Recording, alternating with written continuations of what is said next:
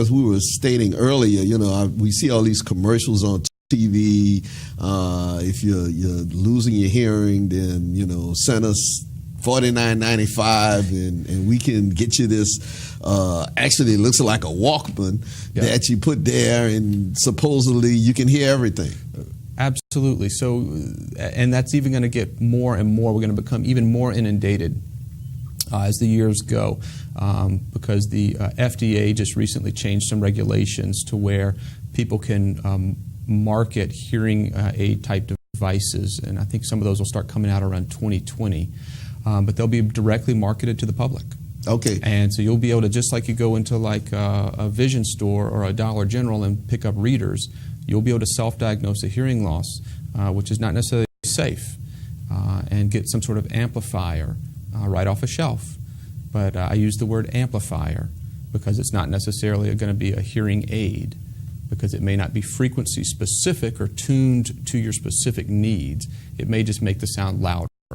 So it may not technically address the problem that you're having because you haven't really had the problem diagnosed properly. Okay. Now, so tell us about the difference between an amplifier and a hearing aid. Oh, wonderful. Thank you so much. So an amplifier is designed really just to amplify the sound. So it's going to make all the things around you louder. If it's a quiet sound, it's going to make a quiet sound louder. If it's a loud sound, it's going to make a loud sound louder.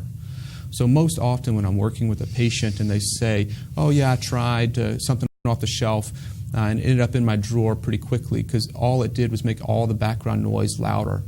Hearing background noise is not as important. People care about speech. They care about communication. People want to hear what other people have to say and be connected. That's where hearing loss creates this problem. Hearing aids can actually be tuned frequency specifically directly to the hearing loss that you have, so that it's only really amplifying what you need it to amplify, not making everything sound louder. Okay. All right. I had a good friend of mine. He's deceased now, but he used to have hearing aids. And on several occasions, you hear this high pitch coming from him. And he said, oh, that's my hearing aid. And I didn't know what it was, if it was malfunctioning. He said the battery was going out sometimes, and that would be the warning that he would have. So is that still a problem with hearing aids? Or? Sure. It's typically, if you see somebody with hearing aids portrayed on television or something, it's usually some bulky device, and it squeaks and squeals. My children, I've got a 6-year-old and a 3-year-old, and they were just recently watching the movie Up. Okay. With the gentleman, and he wears hearing aids, and it was kind of a running joke through the movie. It squeaked, and it was big, and he could turn it off, and everything would disappear.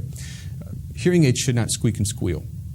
They should not do that. When they're fit properly and adjusted correctly, they should not have a lot of this feedback, squealing noise.